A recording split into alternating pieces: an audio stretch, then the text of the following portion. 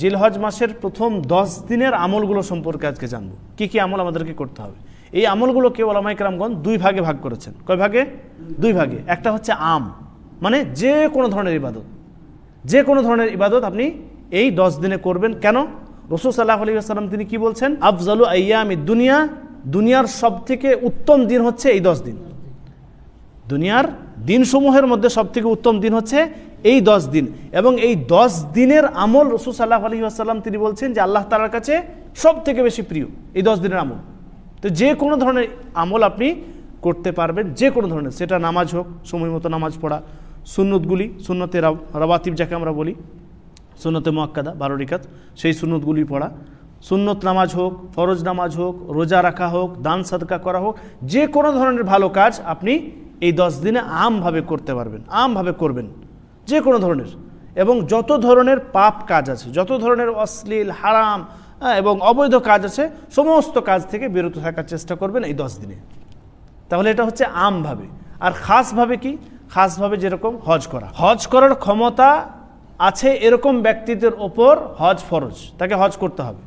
আমাদের সমাজের অনেক মানুষ এরকম আছে যাদের ওপর হজ ফরজ হয়ে গেছে, কিন্তু আসে না। প্রত্যেক মুসলিমের ওপর যখন তার আর্থিক এবং শারীরিক দুটোই সক্ষমতা থাকবে, দুটোই ক্ষমতা পেয়ে যাবে, তাকে হজ করে নিতে হবে। এই 10 দিনের ভিতরেই এই হজের আমলগুলি করা হয়, যেরকম 8 তারিখ থেকে নিয়ে 12 বা 13 তারিখ পর্যন্ত। তো এই যে হজের যেটা সময়, সেটা হচ্ছে এই বিশেষ এই সময়ে হজ করতে হবে। তাহলে আমাদের জিলহজ মাসের প্রথম যেটা কাজ হচ্ছে সেটা হচ্ছে হজ করা। দ্বিতীয় হচ্ছে এই জিলহজ মাসে রোজা রাখা। রোজা রাখা এটা হচ্ছে জিলহজ মাসের প্রথম 10 দিনের একটি গুরুত্বপূর্ণ ইবাদত। আমভাবে রাসূল সাল্লাল্লাহু আলাইহি ওয়াসাল্লাম তো বললেন যে এই দিনের আমল হচ্ছে আল্লাহ তাআলার কাছে সবথেকে বেশি প্রিয়, সবথেকে বেশি আল্লাহ তাআলার কাছে প্রিয়। রাসূল সাল্লাল্লাহু আলাইহি ওয়াসাল্লাম স্পষ্টভাবে বললেন আফজালু আইয়ামিদ দুনিয়া আইয়ামুল আশর। এবং অন্য হাদিসের মধ্যে আরও স্পষ্ট করছেন যে মা মিন আইয়ামিন আমালুস সালেহ ফিহিন্না আহাব্বু ইলাল্লাহ মিন হাযিহিল আইয়ামিল আশর। এই 10 দিনে আপনি যে কোনো ধরনের ভালো কাজ করবেন, সেখানে উল্লেখ নেই যে কোন কাজটা আপনি করবেন, আমভাবে যে কোনো ধরনের ভালো কাজ করবেন সেটা আল্লাহ তাআলার কাছে প্রিয়।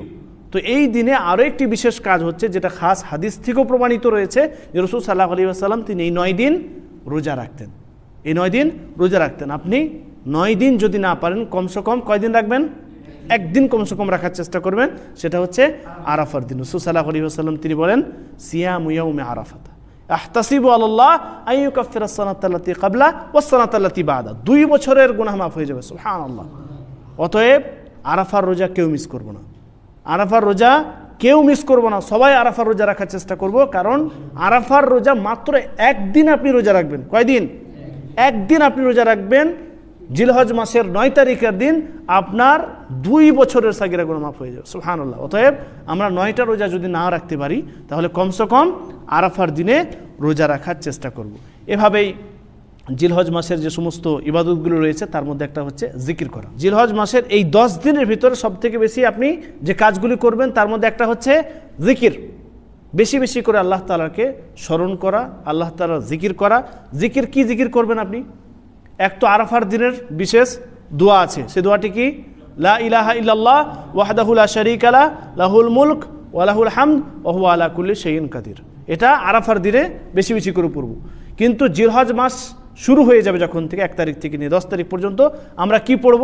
রাসূল সাল্লাল্লাহু আলাইহি ওয়াসাল্লামের একটি হাদিস রয়েছে যে আল্লাহ রাসূল সাল্লাল্লাহু আলাইহি ওয়াসাল্লাম তিনি স্পষ্ট করছেন যে এই 10 দিন হচ্ছে আল্লাহ তাআলার কাছে প্রিয়, এই 10 দিনের আমল আল্লাহ তাআলার কাছে প্রিয়। অতএব তোমরা ফাআকসিরু ফিহিন্না মিনাত তাহলিল ওয়াত তাকবীর ওয়াত তাহমিদ, তোমরা বেশি বেশি করে তাহলিল, তাকবীর এবং তাহমিদ পড়ো। তাহলিল বলতে কি বোঝায়? লা ইলাহা ইল্লাল্লাহ। তাকবীর বলতে কি বোঝায়? আল্লাহু আকবার। তাহমিদ বলতে কি বোঝায়? আলহামদুলিল্লাহ, আল্লাহ তাআলার প্রশংসা। তো এই তিনটে জিনিস আপনাকে করতে হবে। এই 3টে জিনিস একটা দোয়ার মধ্যে সীমাবদ্ধ আছে। সেই দোয়াটা কি? আল্লাহু আকবার, আল্লাহু আকবার, লা ইলাহা ইল্লাল্লাহ, আল্লাহু আকবার, আল্লাহু আকবার, ওয়ালিল্লাহিল হামদ। এই 3টে জিনিসই এই দোয়ার মধ্যে আছে। আল্লাহু আকবার, আল্লাহু আকবার, লা ইলাহা ইল্লাল্লাহ, আল্লাহু আকবার, আল্লাহু আকবার, ওয়ালিল্লাহিল হামদ। এটা মুখস্থ আছে, সবাই আমরা ঈদের দিনও পড়ে থাকি। তো এই 10 দিন আমরা এই দোয়াটি, এই তাসবিহটি বেশি বেশি করে পড়ার চেষ্টা করব। এভাবেই এই জিলহজ মাসের প্রথম 10 দিনে দান সাদকা করা। দান সাদকাহ করা একটি গুরুত্বপূর্ণ ইবাদত, আমরা সকলেই জানি। বিশেষ করে এই জীবন দশায় আপনি যতটুকু দিয়ে যাবেন, যতটুকু আল্লাহর রাস্তায় খরচ করে যাবেন, ততটুকুই থেকে গেল, ততটুকুই আপনার আমল নামায় লেখা হয়ে গেল। এটাই হচ্ছে সাদকায়ে জারিয়া। আমরা অনেকেই ভাবি যে সাদকায়ে জারিয়া আপনার রেখে যাওয়া যে সম্পদ আছে সেই সম্পদ দিয়ে আপনার ছেলেরা, আপনার মেয়েরা খরচ করবে। জি না, আপনার জীবন দশায় আপনি যে খরচটা করেছেন মূলত সেটাই হচ্ছে সাদকায়ে জারিয়া। উদাহরণস্বরূপ আপনার গ্রামের মসজিদে দেখছেন যে ফ্যান নাই, আপনার গ্রামের মসজিদে ফ্যান নেই, জানালা ভালো না, প্লাস্টার করা হয়নি, পবিত্র কোরআন একটাও নেই, তা আপনি এগুলো শুধু করে দিলেন। একটা ফ্যান কিনে দিলেন, কিছুই না, একটা ফ্যান ক টাকা আছে? 2000 টাকা। তো এই যে 2000 টাকা আপনি খরচ করলেন, এটাই হচ্ছে আসল সাদকায়ে জারিয়া।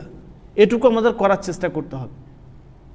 বিশেষ করে এই জিলহজ মাসের 10 দিনে আমরা বেশি বেশি করে দান সাদকাহ করার চেষ্টা করব। বিভিন্ন ধরনের কাজ আছে, যেরকম তাকবীর পড়া। তাকবীর শুধুমাত্র আল্লাহু আকবারকেই বোঝায়। যদি আমরা ঈদের সময় এটা পড়ে থাকি, আল্লাহু আকবার, আল্লাহু আকবার, লা ইলাহা ইল্লাল্লাহ, এখানে যে আল্লাহু আকবার বলছি এটাই হচ্ছে মূলত তাকবীর। এই বিশেষ দিনগুলোতে তাকবীর পড়ার জন্য বলা হয়েছে। আরও বিভিন্ন ধরনের কাজ আছে, তার মধ্যে আমরা যেটা দার্সে আলোচনা করেছিলাম, এক ভাই প্রশ্ন করেছিলেন যে চুল নখ কাটা থেকে বিরত থাকতে হবে এই 10 দিন। 1 তারিখ থেকে নিয়ে 10 তারিখের মধ্যে আরও একটি কাজ, সেটা হচ্ছে যে আপনি চুল নখ ইত্যাদি যেগুলো আছে পশম, সেগুলো থেকে আপনি বিরত থাকবেন, কাটা থেকে বিরত থাকবেন। এটা হচ্ছে ওই ব্যক্তির ওপর ওয়াজিব যিনি কোরবানি করছেন। আর যিনারা কোরবানি দিতে অক্ষম, কোরবানি দিতে পারছেন না, বা পরিবারে যারা কোরবানি দিবে না, তাদের নামে তো কোরবানি হবে না। উদাহরণস্বরূপ আপনি পিতা, আপনি একটা গরু কিনেছেন বা গরুতে ভাগ নিয়েছেন, বা আপনি ছাগল কিনেছেন, তো আপনি আপনার নামে কোরবানি করলেন। বাকি যে সমস্ত পরিবারে আছে, আপনার সন্তান আছে, আপনার স্ত্রী আছে, আপনার ছেলেমেয়েরা আছে, তারা তো আর কোরবানি দিল না, তো তাদের উপরে এটা ওয়াজিব না যে সে চুল নখ কাটা থেকে বিরত থাকবে। কিন্তু সে যদি, বা যে ব্যক্তি কোরবানি দিতে পারছে না, সেই ব্যক্তি যদি কোরবানির আশায়, সওয়াবের আশায় যদি চুল নখ কাটা থেকে এই 10 দিন বিরত থাকে এবং ঈদের দিন নামাজ পড়ার পর যদি কাটে, তাহলে সেই ব্যক্তি সম্পূর্ণ একটি কোরবানি করার সমান সওয়াব পাবে। সুবহানাল্লাহ। অতএব আমরা যারা কোরবানি দিতে পারছি তাদের উপর তো জরুরি, তারা চুল নখ, বগলের পশম, নাভির নিচের পশম, এগুলো থেকে বা এগুলো কাটা থেকে আমরা বিরত থাকবই। কিন্তু যে সমস্ত ব্যক্তিরা অক্ষম, যারা কোরবানি দিতে পারছেন না, তারাও ইনশাআল্লাহ এটা করার চেষ্টা করেন। ইনশাআল্লাহ আপনিও সম্পূর্ণ একটি কোরবানি করার সমান সওয়াব পাবেন। আল্লাহ তাআলার কাছে দোয়া করি, হে আল্লাহ, তুমি আমাদের সকলকে এই 10 দিনে বেশি বেশি করে ইবাদত করার এবং যে সমস্ত আমলগুলি আল্লাহ রাসূল সাল্লাল্লাহু আলাইহি ওয়াসাল্লাম থেকে প্রমাণিত রয়েছে সে সমস্ত আমলগুলি বেশি বেশি করে করার তৌফিক দান করুন। আমিন। তাকাব্বাল রাব্বুল আলামিন।